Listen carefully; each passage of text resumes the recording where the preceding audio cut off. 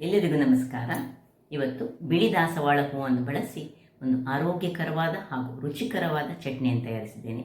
ಬಿಳಿ ದಾಸವಾಳದ ಹೂವಿನ ಗಿಡ ಸಹ ಅಂದರೆ ಅದರ ಎಲೆ ಸಹ ಅತ್ಯಂತ ಔಷಧೀಯ ಗುಣವನ್ನು ಹೊಂದಿರುವಂತಹದ್ದು. ಕೇಶ ಸೌಂದರ್ಯದ ಎಣ್ಣೆಯನ್ನು ತಯಾರಿಸುವಾಗ ಇದರ ಎಲೆಯನ್ನು ಹಾಕ್ತಾರೆ, ಬಿಳಿ ದಾಸವಾಳವನ್ನು ಹಾಕ್ತಾರೆ. ಹಾಗಾದರೆ ಅನೇಕ ಔಷಧೀಯ ಗುಣವುಳ್ಳಂತಹ ಈ ಒಂದು ಬಿಳಿ ದಾಸವಾಳ ಈ ಹೆಂಗಸರಿಗೆ ಸ್ವಲ್ಪ ಮುಟ್ಟಿನ ಪ್ರಾಬ್ಲಮ್ ಇದ್ದರೆ ಇದರ ಕಷಾಯವನ್ನು ಮಾಡಿ ಕುಡಿಸುತ್ತಾರೆ. ಅಲ್ಲದೆ ಚಟ್ನಿಯನ್ನು ಸಹ ಮಾಡಿದರೆ ಬಹಳ ಉತ್ತಮ. ಈ ತುಪ್ಪದಲ್ಲೇ ಅದನ್ನು ಹುರಿಬೇಕು, ತುಪ್ಪದ ಒಗ್ಗರಣೆ ಕೊಡಬೇಕು. ಹಾಗಿರುವಾಗ ಬನ್ನಿ, ಯಾರೆಲ್ಲ ನನ್ನ ಚಾನಲನ್ನು ನೋಡ್ತಿದ್ದೀರಿ, ಯಾರೆಲ್ಲ ಇನ್ನೂ ಸಬ್ಸ್ಕ್ರೈಬ್ ಮಾಡಿಲ್ಲ, ದಯವಿಟ್ಟು ಸಬ್ಸ್ಕ್ರೈಬ್ ಮಾಡಿ, ಸಪೋರ್ಟ್ ಮಾಡಿ ಅಂತ ಹೇಳ್ತಾ ಈ ರುಚಿಕರವಾದ ಹಾಗೂ ಆರೋಗ್ಯಕರವಾದ ಚಟ್ನಿಯನ್ನು ಹೇಗೆ ತಯಾರಿಸುವುದನ್ನು ನೋಡೋಣ. ಹೂವಿನ ಕುಂಡದಲ್ಲಿ ಬೆಳೆಸಿದರೂ ಅತ್ಯಧಿಕ ಹೂವನ್ನು ಬಿಡುವಂತಹ ಈ ಬಿಳಿ ದಾಸವಾಳ ಅಂದರೆ ವೈಟ್ ಹೈಬಿಸ್ಕಸ್ ಅನೇಕ ಔಷಧೀಯ ಗುಣವುಳ್ಳಂಥದ್ದು. ಇದರ ಎಲೆಯಿಂದ ಹಿಡಿದು ಹೂಗಳ ತನಕವೂ ಔಷಧದಲ್ಲಿ ಬಳಸುವಂತಹದ್ದು. ಹಾಗಾದರೆ ಇವತ್ತು ನಾವು ಇದರ ಒಂದು ಚಟ್ನಿಯನ್ನು ತಯಾರಿಸೋಣ. ನಮಸ್ತೆ ಮಿತ್ರರೇ, ಇಲ್ಲಿ ನೋಡಿ ಬಿಳಿ ದಾಸವಾಳ ಹೂಗಳುಂಟು. ಇದನ್ನು ಉಪಯೋಗಿಸಿ ನಾವು ಇವತ್ತೊಂದು ಆರೋಗ್ಯಕರವಾದ ಈ ದಾಸವಾಳದ ಚಟ್ನಿಯನ್ನು ಮಾಡೋಣ. ಆರೋಗ್ಯಕ್ಕೆ ಬಹಳ ಉತ್ತಮವಾದುದು. ಆಯುರ್ವೇದದಲ್ಲಿ ಇದಕ್ಕೆ ಬಹಳ ಮಹತ್ವ ಉಂಟು. ಅದು ಸಹ ಹೆಣ್ಣು ಮಕ್ಕಳಿಗೆ, ಅವರಿಗೆ ಈ ವೈಟ್ ಡಿಸ್ಚಾರ್ಜ್ ಆಗುವಂಥವರಿಗೆ ಈ ಒಂದು ಎಲೆಯ ಒಂದು ರಸವನ್ನು ಮಾಡಿ, ಅಂದರೆ ಕಷಾಯವನ್ನು ಮಾಡಿ ಕೊಟ್ಟರೆ ಸಾಕ್ತದೆ. ಕಷಾಯ ಹೇಳಿದರೆ ಏನಿಲ್ಲ, ಇದನ್ನು ನೀರಿನಲ್ಲಿ ಕುದಿಸಿ ಕೊಟ್ಟರೆ ಸಾಕ್ತದೆ. ಅಥವಾ ಇಂಥ ಚಟ್ನಿಯನ್ನು ಕೊಟ್ಟು 1 ವಾರಗಳ ಕಾಲ ಕೊಟ್ಟರೆ ಬಹಳ ಉತ್ತಮ ಅಂತ ಹೇಳ್ತಾರೆ. ಹಾಗಾದರೆ ಇದರದ್ದು ಖಾಲಿ ಪೆಟಲ್ಸ್ ಮಾತ್ರ ನಮಗೆ ಬೇಕು. ಇದರದ್ದು ಶಲಾಕಾಗ್ರೆಲ್ಲ ಏನು ಬೇಡ. ಸೊ ಪೆಟಲ್ಸನ್ನು ಮೊದಲಿಗೆಲ್ಲವನ್ನು ತೆಗೆದುಕೊಳ್ತೇನೆ ಮತ್ತು ಸ್ವಲ್ಪ ನೀರಿನಲ್ಲಿ ತೊಳೆದುಕೊಳ್ಳೋಣ.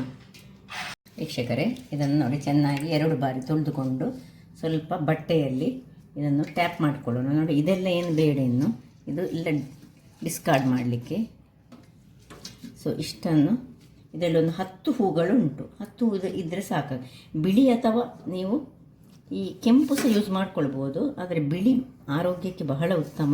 ನಾನು ಹೇಳಿದರೆ ಹೆಣ್ಣು ಮಕ್ಕಳಿಗೆ ಏನಾದರೂ ಈ ವೈಟ್ ಡಿಸ್ಚಾರ್ಜಿನ ಪ್ರಾಬ್ಲಮ್ ಇದ್ದವರಿಗೆ ಇದು ಭಾರಿ ಉತ್ತಮ ಅಂತೆ. ಇದನ್ನು ಹೀಗೆ ನೀರಿನಲ್ಲಿ ಕುದಿಸಿ ಇದನ್ನು ನೀರನ್ನು ಕುಡಿದ್ರೆ ಸಹ ನಡೀತದೆ. ಸೊ ಇಲ್ಲಿ ಬೇಕಾಗುವ ಸಾಮಗ್ರಿಗಳು ನೋಡಿ, ಸ್ವಲ್ಪ ಕರಿಬೇವಿನ ಸೊಪ್ಪು ಬೇಕು,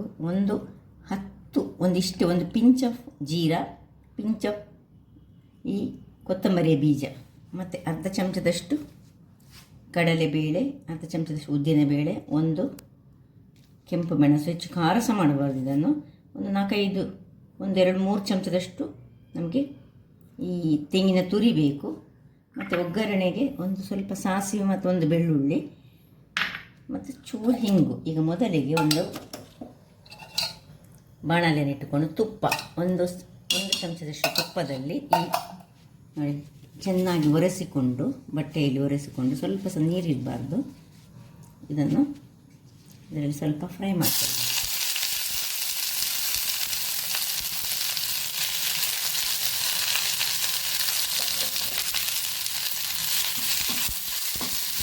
ಸಣ್ಣ ಉರಿಯಲ್ಲಿ ಸ್ವಲ್ಪ ಬಾಡಿದ್ರೆ ಸಾಕು. ನೋಡಿ, ಬಾಡಿದ ಕೂಡಲೇ ಆದರೆ ಏನು ಇರುವುದೇ ಇಲ್ಲ, ಸ್ವಲ್ಪ ಆಗ್ತದೆ ಅದು.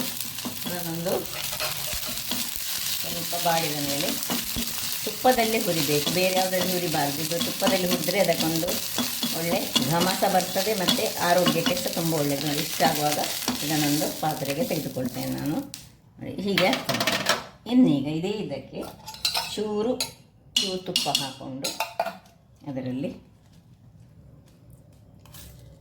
ಈ ಕಡಲೆಬೇಳೆ, ಉದ್ದಿನಬೇಳೆ, ಜೀರಾ, ಕರಿ ಲೀವ್ಸ್ ಇಷ್ಟನ್ನು ಮೊದಲಿಗೆ ಹುರಿದುಕೊಳ್ಳೋಣ. ಈ ಕೊತ್ತಂಬರಿ ಬೀಜ ಮತ್ತು ಜೀರ ಎಲ್ಲ ತುಂಬ ಹಾಕ್ಕೊಳ್ಳಿಕ್ಕೆ ಹೋಗಬಾರ್ದು. ಇಷ್ಟೇ ಒಂದು ಪಿಂಚಿನಷ್ಟು ಹಾಕಿದರೆ ಸಾಕು. ಈಗ ಮೊದಲು ಅಷ್ಟನ್ನು ಹುರಿದುಕೊಳ್ಳೋಣ. ಇಷ್ಟು ಹುರಿಯುವಾಗ ನೋಡಿ, ಈ ಮೆಣಸನ್ನು ಸ್ವಲ್ಪ ಹೀಗೆ ಕಟ್ ಮಾಡಿಕೊಂಡು ಇದರಲ್ಲಿ ಹುರಿಯೋಣ. ಉರಿ ಮಾತ್ರ ಹದದಲ್ಲಿರಬೇಕು, ಜೋರು ಕರಟಬಾರ್ದು. ಇನ್ನು ಚೂರು ಹಿಂಗನ್ನು ಇದಕ್ಕೆ ಹಾಕ್ಕೊಳ್ತಿದ್ದೇನೆ. ಹಿಂಗು ಸಹ ತುಂಬ ಹಾಕ್ಬೇಡಿ, ಹಿಂಗಿನದೇ ಫ್ಲೇವರ್ ಬರ್ತದೆ. ಅದು ಹಿಂಗನ್ನು ಸ್ಕಿಪ್ ಸಹ ಮಾಡ್ಬೋದು, ಬೇಡದಿದ್ದರೆ ನೀವು ಖಾಲಿ ಈ ಮೆಣಸು ಮತ್ತು ಈ ಹುರಿದಿಟ್ಟಂತಹ ಇದರಲ್ಲಿ ಸಹ ಮಾಡ್ಕೊಳ್ಬೋದು. ಇದು ಅದರ ಸ್ವಲ್ಪ ಪರಿಮಳ ಎಲ್ಲ ಭಾರಿ ಚೆನ್ನಾಗಿ ಬಂದು ಊಟ ಮಾಡಲಿಕ್ಕೆ ಬಹಳ ಖುಷಿ ಆಗ್ತದೆ. ಸೊ ಇಷ್ಟ ಆಗುವಾಗ ಇದನ್ನು ಆಫ್ ಮಾಡಿಕೊಂಡು ಇದನ್ನು ಈಗ ಸ್ವಲ್ಪ ತಣ್ಣಗಾಗಲಿಕ್ಕೆ ಬಿಡೋಣ. ನೋಡಿ, ಪರಿಮಳ ಘಮ ಈಗಲೇ ಬರ್ತಾ ಉಂಟು ವೀಕ್ಷಕರೇ. ಇದೀಗ ತಣ್ಣಗಾಯಿತು ನೋಡಿ. ಈಗ ಇದನ್ನು ನಾವೊಂದು ಮಿಕ್ಸಿ ಜಾರಿಗೆ ಹಾಕೊಳ್ಳೋಣ. ಅದಕ್ಕೆ ಚೂರು ಒಂದು ಹುಳಿ ಬೇಕು ನಮಗೀಗ. ಒಂದು ಪಿಂಚ್ ಆಫ್ ಒಂದು ಸಣ್ಣ ಆಮ್ಲ ಗಾತ್ರ ಅಥವಾ ಒಂದು ಸಣ್ಣ ಈ ನೆಲಕಡೆಯಲ್ಲಿ 2-3 ಗಾತ್ರದಷ್ಟು ಹಾಕ್ತೇನೆ ನೋಡಿ. ಸಣ್ಣ ಒಂದು ಈ 2 ನೆಲಗಡಲೆ ಗಾತ್ರದ ಟ್ಯಾಮ್ರಿನ್ ಅಂದರೆ ಹುಳಿ, ಸ್ವಲ್ಪ ಉಪ್ಪು ಮತ್ತು ಸ್ವಲ್ಪ ತೆಂಗಿನ ತುರಿ ಹಾಕಿ ಸುರಿಗೆ ಜಸ್ಟ್ ಒಂದು ಗ್ರೈಂಡ್ ಮಾಡ್ಕೊಳ್ಳೋಣ. ಆಮೇಲೆ ಇದನ್ನು ಹಾಕೊಳ್ಳೋಣ ವೀಕ್ಷಕರೇ. ಇಷ್ಟ ಆಗುವಾಗ ನೋಡಿ, ಇಷ್ಟ ಆಯಿತು. ಈಗ ಇನ್ನು ಕೊನೆಗೆ ಫ್ರೈ ಮಾಡಿದಂತಹ ಈ ಒಂದು ದಾಸವಾಳದ ಎಲೆಗಳನ್ನು ಜೊತೆ ಹಾಕಿ ಒಮ್ಮೆ ಗ್ರೈಂಡ್ ಮಾಡಿ ಪುನಃ ಸ್ವಲ್ಪ ನೀರನ್ನು ಹಾಕ್ಕೊಂಡು ನಾವು ಇದನ್ನು ಸ್ವಲ್ಪ ಹದ ಅಂದರೆ ತೆಳುವಾಗಿ ಮಾಡಿಕೊಳ್ಳೋಣ. ಇಲ್ಲಿ ನೋಡಿ, ಈ ರೀತಿಯಾಗಿ ಸಹ ಯೂಸ್ ಮಾಡ್ಕೊಳ್ಬೋದು, ಅಥವಾ ನೀವು ಹೀಗೆ ಯೂಸ್ ಮಾಡಿದರೆ ಇದು ಗಂಜಿಗೆ ಒಳ್ಳೆ ಆಗ್ತದೆ. ಸಪೋಸು ನೀವು ಸ್ವಲ್ಪ ಇಡ್ಲಿ ಅಥವಾ ಬೇರೆ ಯಾವುದೋ ತಿಂದಾದರೆ ಇದಕ್ಕೆ ಸ್ವಲ್ಪ ನೀರನ್ನು ಹಾಕ್ಕೊಂಡು ಇದನ್ನು ಸ್ವಲ್ಪ ನೀರು ಮಾಡ್ಕೊಳ್ಳೋಣ. ನೀರು ಮಾಡಿಕೊಂಡು ಇದನ್ನು ಇನ್ನೊಮ್ಮೆ ಗ್ರೈಂಡ್ ಮಾಡಿಕೊಂಡ್ರೆ ಆಯಿತು ವೀಕ್ಷಕರೇ. ಇಲ್ಲಿ ನೋಡಿ, ಸ್ವಲ್ಪ ನೀರನ್ನು ಹಾಕ್ಕೊಂಡೆ ನಾನು. ನೀರನ್ನು ಹಾಕ್ಕೊಂಡು ಟೇಸ್ಟ್ ಅಂತ ಅದ್ಭುತವಾಗಿ ಉಂಟು. ಒಮ್ಮೆ ಮಾಡಿ ನೋಡಿ. ಯಾವುದೇ ಹೈಬಿಸ್ಕಸ್ ಆಗ್ತದೆ, ಈ ದಾಸವಾಳ ಆಗ್ತದೆ, ಕೆಂಪು ಆಗ್ತದೆ ಅಥವಾ ಬಿಳಿ ಆಗ್ತದೆ. ಬಿಳಿಯಲ್ಲಿ ತುಂಬ ಚೆನ್ನಾಗಿ ಬರ್ತದೆ. ಬಿಳಿ ಸಿಕ್ಕಿದರೆ ಒಂದು ನಿಮ್ಮ ಮನೆಗಳಲ್ಲಿ ಅಥವಾ ಡ್ರೈ ಸಿಗ್ತದೆ, ಡ್ರೈಯನ್ನು ಸಹ ಹಾಗೆ ಡ್ರೈಯನ್ನು ಸಹ ಯೂಸ್ ಮಾಡ್ಕೊಳ್ಬೋದು. ಚೆನ್ನಾಗಿ ತೆಗೆದುಕೊಳ್ತೇನೆ. ಇಲ್ಲಿ ಒಂದು ಬಾಣಲೆಯನ್ನು ಇಟ್ಟುಕೊಂಡು ಇದಕ್ಕೊಂದು ಸಣ್ಣ ಒಗ್ಗರಣೆ ಕೊಡೋಣ. ಇದು ಈಗ ಬಿಸಿ ಆಯಿತು ನೋಡಿ. ಇದಕ್ಕೆ ಒಂದು ಸಣ್ಣ ಚಮಚದಷ್ಟು ತುಪ್ಪ ಸಾಕು, ಮತ್ತು ಒಂದು ಜಜ್ಜಿಟ್ಟಂತಹ ಬೆಳ್ಳುಳ್ಳಿ, ಮತ್ತು ಹೆಚ್ಚೇನು ಹಾಕ್ಕೊಳ್ಳಿಕ್ಕಿಲ್ಲ ಇದಕ್ಕೆ ಸ್ವಲ್ಪ ಒಂದು ಅರ್ಧ ಚಮಚದಷ್ಟು ಸಾಸಿವೆ ಅಷ್ಟನ್ನು ಹಾಕಿ ಸಾಸಿವೆ ಸಿಡಿಯುವಾಗ ಇದನ್ನು ಬೇಕಿದ್ದರೆ ಕರಿಬೇವಿನ ಸೊಪ್ಪನ್ನು ಹಾಕ್ಕೊಳ್ಬೋದು, ಇದ್ದರೆ ಹಾಕ್ಕೊಳ್ಳಿ. ಆಫ್ ಮಾಡ್ಕೊಳ್ಳೋಣ. ಎಲ್ಲವನ್ನು ಸಹ ಇದನ್ನು ಮಾತ್ರ ಇದು ಮೆಡಿಸಿನಲ್ ವ್ಯಾಲ್ಯೂ ಇರುವಂಥದ್ದು, ಅದರಿಂದಾಗಿ ತುಪ್ಪದಲ್ಲಿ ಮಾಡಬೇಕು. ಈ ದಾಸವಾಳವನ್ನು ಫ್ರೈ ಮಾಡುವಾಗ ಸಹ ಹಾಗೆ ತುಪ್ಪದಲ್ಲಿ ಕಾಯಿಸ್ಕೊಳ್ಬೇಕು. ಅದೇ ರೀತಿ ಒಗ್ಗರಣೆ ಸಹ ಹಾಗೆ ತುಪ್ಪದಲ್ಲೇ ಕೊಡಬೇಕು. ಸ್ವಲ್ಪ ನಾನು ಮಾಡಿದ್ದೇನೆ. ಯಾಕೆ ಹೇಳಿದರೆ ಇದು ಒಂದು ಮೆಡಿಸಿನಲ್ ವ್ಯಾಲ್ಯೂ ಅಂತ ಇರುವಂಥದ್ದು.